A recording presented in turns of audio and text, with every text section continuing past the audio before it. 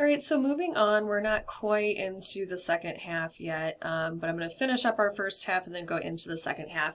So for student loans, this is another way that you can pay for college. So loans, that's that money that the government's going to give you at the time that you're in college to help you pay for college, and then you do have to pay it back when you have graduated. There's usually a grace period after you graduate before you have to start repaying your loans. It's usually about 6 months. So it sounds like a long time between your graduation and that repayment, but that 6 months goes by quickly, especially if you're looking for a job. So just kind of keep that in mind when you are taking out your student loans, that you do have to pay them back eventually.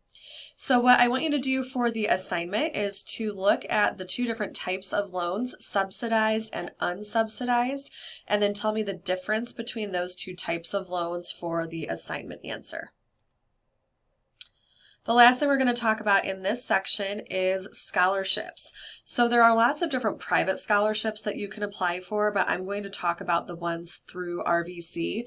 So we have something called the RVC Foundation, and their whole job is to fundraise and find donors and things like that, and they handle all of our scholarship funding at Rock Valley College. So they have their own website that you can visit, and I put the link in our assignment page as well. So basically what you do is there's just one form that you have to fill out on the scholarship website, and then it will match you with scholarships that you might qualify for through the RVC Foundation. So scholarships is just free money. So you usually do have to qualify in a certain way, like maybe you are a part of a certain program or you have to keep a certain GPA, something like that.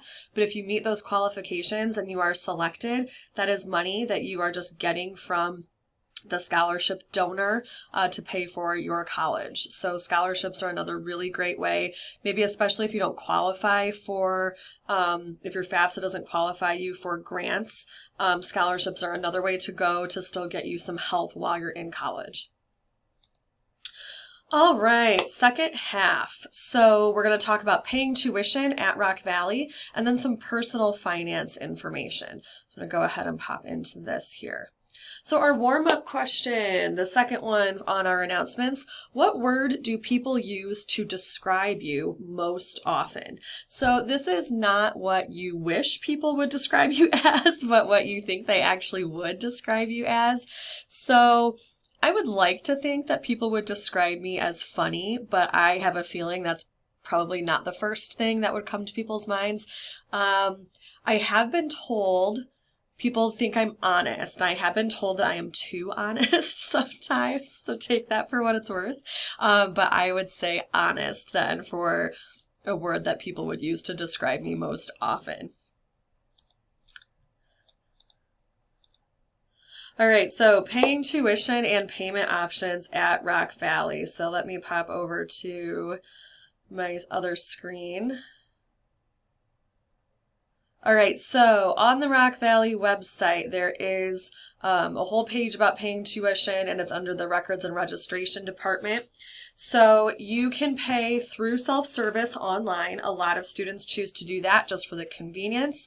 So an e-check, credit card, debit card to pay your tuition and fees online. Great option. For some people, it might not be possible to pay your whole tuition bill in one payment, especially if it's, over $1,000 or something like that, right? That's a lot of money to pay all at once. So something that we do offer is a payment plan. So it says the earlier you sign up, the lower your monthly payments. So basically, the earlier you sign up, the more time you have to make these payments. So your monthly payments are lower because they can split them up over a longer period of time. So yes, you can sign up for this payment plan where your payment, so it says it's not a loan, you don't pay any interest. It's just deducted from your bank account each month or each payment, however you set that up. So that's a nice way to break up that big payment, is through a payment plan. And then you also will get tax information for filing your tax returns every year for what you're paying in tuition. So this is a nice place here, some good resources. You also can pay your tuition in person. And then of course here on the side, it's got the contact information for accounts receivable. And accounts receivable is on the second floor of the Student Center, right across from records and registration, down the middle of that floor. So good thing to know here for paying for your education. The last thing we're going to talk about in this module is an article called Financial Tips for Young Adults. I know not all of us might not identify as young adults. Maybe you're a young at heart adult, or maybe you're like, no man, I'm just old. That's okay. No matter what you think about your age, this is a great financial kind of tip article, and it's just good to have some reminders, even if you are maybe an older adult and are financially stable.